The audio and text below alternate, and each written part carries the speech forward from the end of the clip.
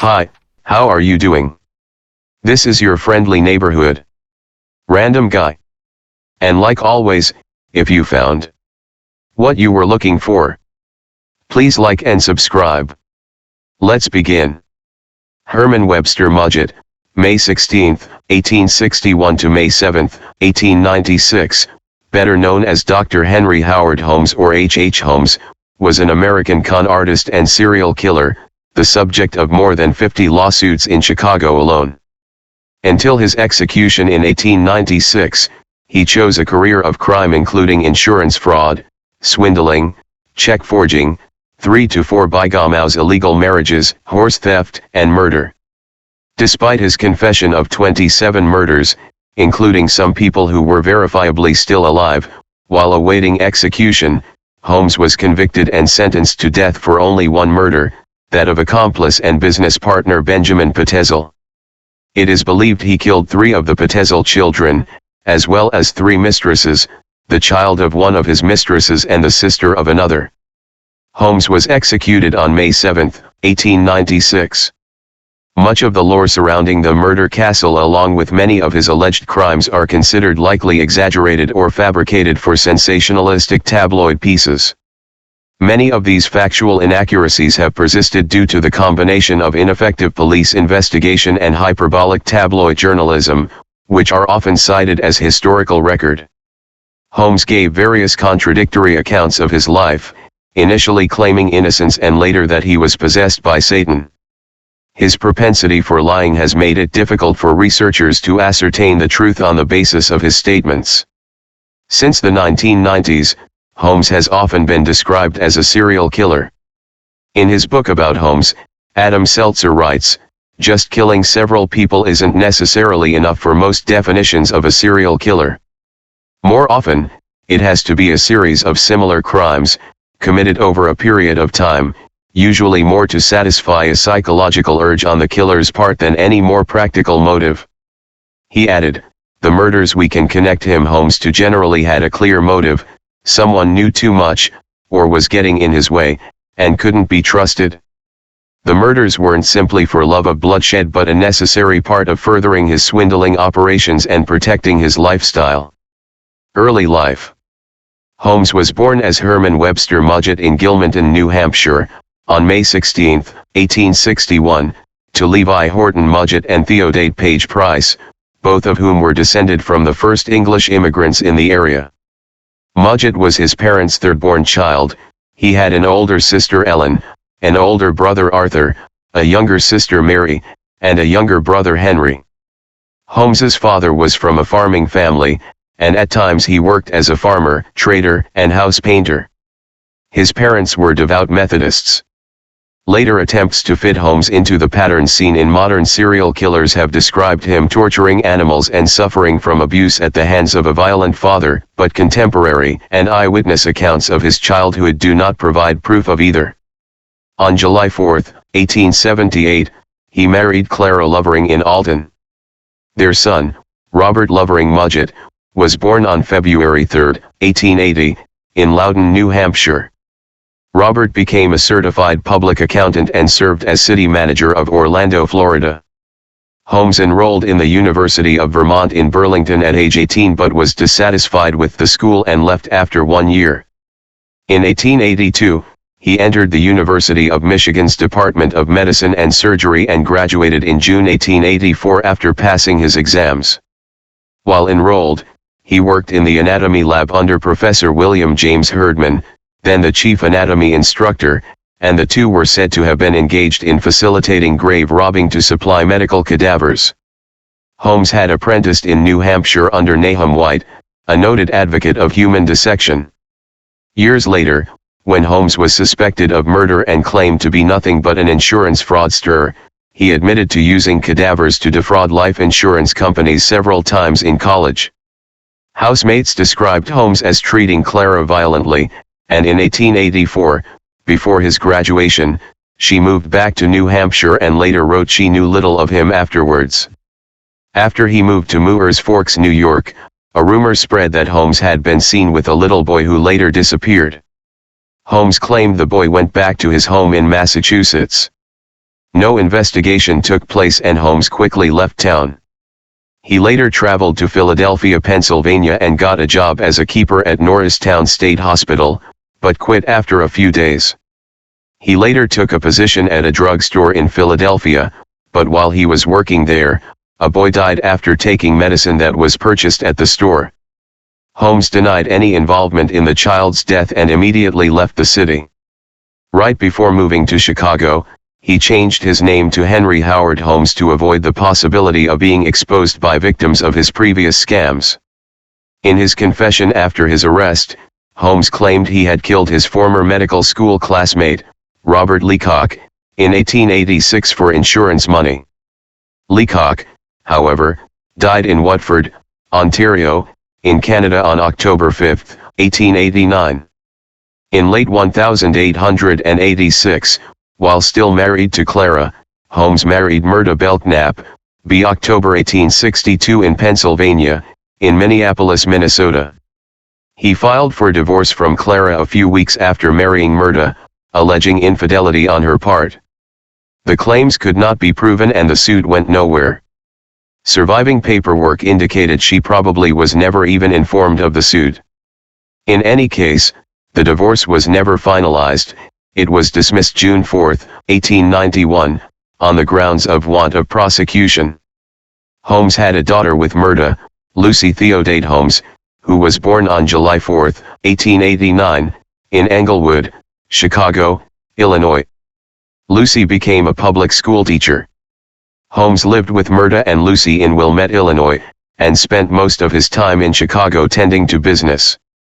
Holmes married Georgiana Yoke on January 17, 1894, in Denver, Colorado, while still married to both Clara and Myrta. Illinois and the Murder Castle. Holmes arrived in Chicago in August 1886, which is when he began using the name H.H. Holmes. He came across Elizabeth S. Holton's drugstore at the northwest corner of South Wallace Avenue and West 63rd Street in Englewood. Holton gave Holmes a job, and he proved to be a hard-working employee, eventually buying the store.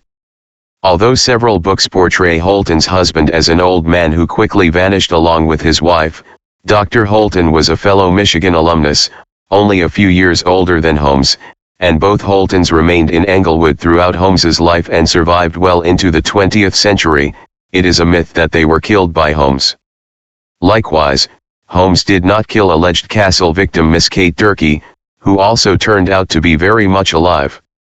Holmes purchased an empty lot across from the drugstore, where construction began in 1887 for a two-story mixed-use building, with apartments on the second floor and retail spaces, including a new drugstore. A creditor of Holmes named John de Bruyle died of apoplexy on April 17, 1891, in the drugstore. When Holmes declined to pay the architects or the steel company, Etna Iron and Steel, they sued in 1888. In 1892, he added a third floor, telling investors and suppliers he intended to use it as a hotel during the upcoming World's Columbian Exposition, though the hotel portion was never completed. In 1892, the hotel was somewhat completed, with 3 stories and a basement. The ground floor was the storefront. Fictionalized accounts report that Holmes constructed the hotel to lure in tourists visiting the nearby World's Fair in order to murder them and sell their skeletons to medical schools. There is no evidence that Holmes ever tried to lure strangers into his hotel to murder them. In fact, none of his likely victims were strangers. Holmes did have a history of selling cadavers to medical schools. However, he acquired his wares through grave robbing rather than murder. Reports by the Yellow Press labeled the building as Holmes's Murder Castle, claiming the structure contained secret torture chambers, trapdoors, gas chambers, and a basement crematorium. None of these claims were true. Other accounts claim that the hotel was made up of over 100 rooms and laid out like a maze, with doors opening into brick walls, windowless rooms, and dead-end staircases. In reality, the hotel floor was moderately sized and largely unremarkable. It did contain some hidden rooms, but they were used for hiding furniture Holmes bought on credit and did not intend to pay for. The hotel was gutted by a fire started by an unknown arsonist shortly after Holmes was arrested, but was largely rebuilt and used as a post office until 1938. Besides his infamous murder castle, Holmes also had a one-story factory which he claimed was to be used for glass bending. It is unclear if the factory furnace was ever used for glass bending. It was speculated to have been used to destroy incriminating evidence of Holmes's crimes. Early victims. One of Holmes's early victims was his mistress, Julia Smythe. She was the wife of Ned, Isolius, Connor, who had moved into Holmes's building and began working at his pharmacy's jewelry counter. After Connor found out about Smythe's affair with Holmes, he quit his job and moved away, leaving Smythe and her daughter Pearl behind. Smythe gained custody of Pearl and remained at the hotel, continuing her relationship with Holmes. Julia and Pearl disappeared on Christmas Eve of 1891, and Holmes later claimed she had died during an abortion. Despite his medical background, Holmes was unlikely to be experienced in carrying out abortions, and mortality from such a procedure was high at that time. Holmes claimed to have poisoned Pearl, likely to hide the circumstances of her mother's death. A partial skeleton, possibly of a child around Pearl's age, was found when excavating Holmes's cellar. Pearl's father, Ned, was a key witness at Holmes's trial in Chicago. Emmeline Sagranda began working in the building in May 1892, and disappeared that December. Rumors following her disappearance claimed she had gotten pregnant by Holmes, possibly being a victim of another failed abortion that Holmes tried to cover up. Another young girl who had worked for Holmes in his building named Emily Van Tassel vanished too. While working in the Chemical Bank building on Dearborn Street, Holmes met and became close friends with Benjamin Petezel, a carpenter with a criminal past who was exhibiting, in the same building, a coal bin he had invented. Holmes used Petezel as his right-hand man for several criminal schemes. A district attorney later described Petezel as Holmes's tool, his creature. In early 1893, a one-time actress named Minnie Williams moved to Chicago. Holmes claimed to have met her in an employment office, though there were rumors he had met her in Boston years earlier. He offered her a job at the hotel as his personal stenographer and she accepted. Holmes persuaded Williams to transfer the deed to her property in Fort Worth, Texas, to a man named Alexander Bond, an alias of Holmes. In April 1893, Williams transferred the deed, with Holmes serving as the notary. Holmes later signed the deed over to Petezel, giving him the alias Benton T. Lyman. The next month, Holmes and Williams, presenting themselves as husband and wife, rented an apartment in Chicago's Lincoln Park. Minnie's sister, Annie, came to visit, and in July, she wrote to her aunt that she planned to accompany brother Harry to Europe. Neither Minnie nor Annie were seen alive after July 5, 1893. Although not proven, Holmes was suspected of killing 6 other persons who vanished between 1891 and 1895. Dr. Russler, who had an office in the castle, went missing in 1892. Kitty Kelly, a stenographer for Holmes, also went missing in 1892. John G. Davis of Greenville, Pennsylvania, went to visit the 1893 World's Fair and vanished. In 1920 his daughter asked that he be declared legally dead. Henry Walker of Greensburg, Indiana, who went missing in November 1893, was alleged to have insured his life to Holmes for $20,000 and wrote to friends that he was working for Holmes in Chicago. Milford Cole of Baltimore, Maryland, was alleged to have disappeared after receiving a telegram from Holmes to come to Chicago in July 1894. An otherwise unknown victim was a Lucy Burbank. Her bank book was found in the castle in 1895. Petezel murders. With insurance companies pressing to prosecute him for arson, Holmes left Chicago in July 1894. He reappeared in Fort Worth, where he had inherited property from the Williams sisters, at the intersection of modern-day Commerce Street and 2nd Street. Here, he once again attempted to build an incomplete structure without paying his suppliers and contractors. This building was not a site of any additional killings. In July 1894, Holmes was arrested and briefly jailed for the first time, on the charge of selling mortgaged goods in St. Louis, Missouri. He was promptly bailed out, but while in jail he struck up a conversation with a convicted outlaw named Marion Hedgepeth, who was serving a 25-year sentence. Holmes had concocted a plan to swindle an insurance company out of $10,000 by taking out a policy on himself and then faking his death. Holmes promised Hedgepeth a $500 commission in exchange for the name of a lawyer who could be trusted. Holmes was directed to a young St. Louis attorney named H.H Howe. Howe thought Holmes's scheme was brilliant, and agreed to play a part. Nevertheless, Holmes's plan to fake his own death failed when the insurance company became suspicious and refused to pay. Holmes did not press the claim. Instead, he concocted a similar plan with Petezel. Petezel agreed to fake his own death so that his wife could collect on a $10,000 life insurance policy, which she was to split with Holmes and Howe. The scheme, which was to take place in Philadelphia, called for Petezel to set himself up as an inventor under the name B.F. Perry, and then be killed and disfigured in a lab explosion. Holmes was to find an appropriate cadaver to play the role of Petezel. Instead, Holmes killed Petezel by knocking him unconscious with chloroform and setting his body on fire with the use of benzene. In his confession, Holmes implied Petezel was still alive after he used the chloroform on him, before he set him on fire. However, forensic evidence presented at Holmes's later trial showed chloroform had been administered after Petezel's death, a fact of which the insurance company was unaware, presumably to fake suicide to exonerate Holmes should he be charged with murder. Holmes collected the insurance payout on the basis of the genuine Petezel corpse. Holmes then went on to manipulate Petezel's unsuspecting wife into allowing 3 of her 5 children, Alice, Nellie, and Howard, to be placed in his custody. The eldest daughter and the baby remained with Mrs. Petezel. Holmes and the 3 Petezel children traveled throughout the northern United States and into Canada.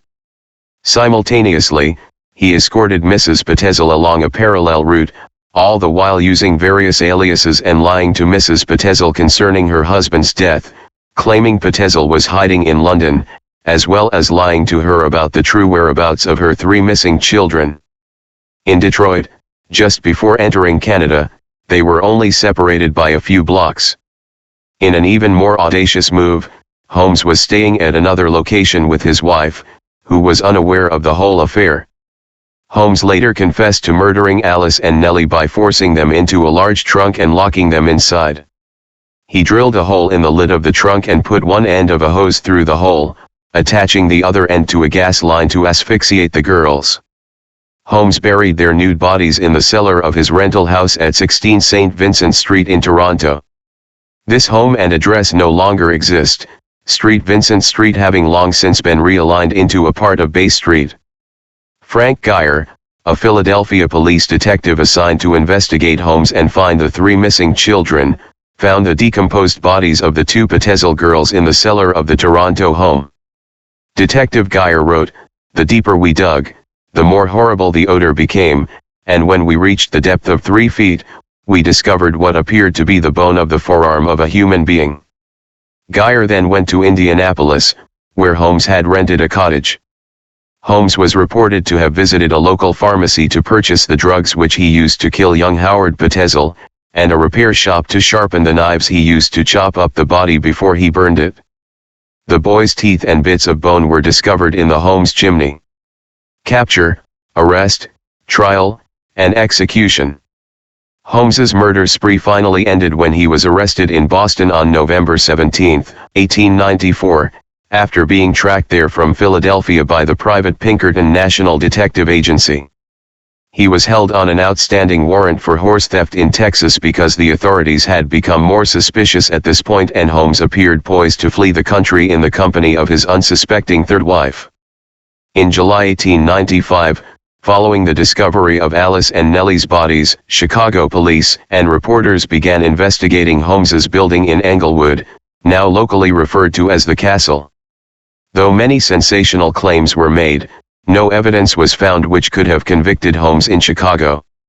According to Seltzer, stories of torture equipment found in the building are 20th-century fiction. In October 1895, Holmes was put on trial for the murder of Benjamin Petezel, and was found guilty and sentenced to death. By then, it was evident Holmes had also murdered the 3 missing Petezel children. Following his conviction, Holmes confessed to 27 murders in Chicago, Indianapolis, and Toronto, though some people he confessed to murdering were still alive, and 6 attempted murders. Holmes was paid $7,500 by the Hearst newspapers in exchange for his confession, which was quickly found to be mostly nonsense. While writing his confessions in prison, Holmes mentioned how drastically his facial appearance had changed since his imprisonment. On May 7, 1896, Holmes was hanged at Moyamensing Prison, also known as the Philadelphia County Prison, for the murder of Petezel. Until the moment of his death, Holmes remained calm and amiable, showing very few signs of fear, anxiety, or depression. Despite this, he asked for his coffin to be contained in cement and buried 10 feet deep, because he was concerned grave robbers would steal his body and use it for dissection. Holmes's neck did not break, he instead strangled to death slowly, twitching for over 15 minutes before being pronounced dead 20 minutes after the trap had been sprung. Upon his execution, Holmes's body was interred in an unmarked grave at Holy Cross Cemetery, a Catholic cemetery in the Philadelphia western suburb of Yeadon, Pennsylvania. On New Year's Eve 1909, Hedgepeth, who had been pardoned for informing on Holmes, was shot and killed by police officer Edward Jaburek during a holdup at a Chicago saloon. On March 7, 1914, the Chicago Tribune reported that, with the death of Patrick Quinlan, the former caretaker of the castle, the mysteries of Holmes's castle would remain unexplained. Quinlan had committed suicide by taking strychnine.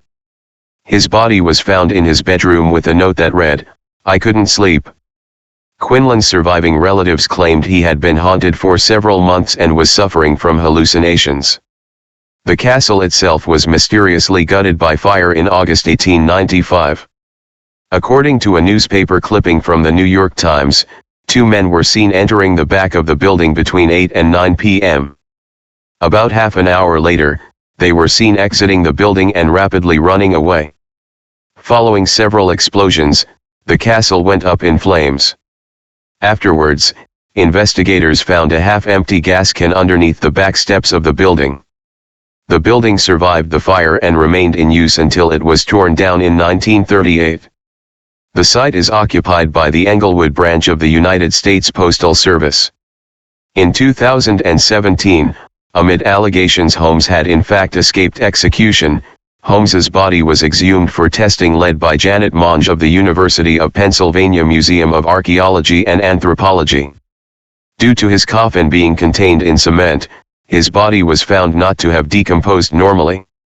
His clothes were almost perfectly preserved and his mustache was found to be intact. The body was positively identified by his teeth as being that of Holmes. Holmes was then reburied. That's about it. If you found what you were looking for, please like and subscribe. Until next time, your friendly neighborhood random guy.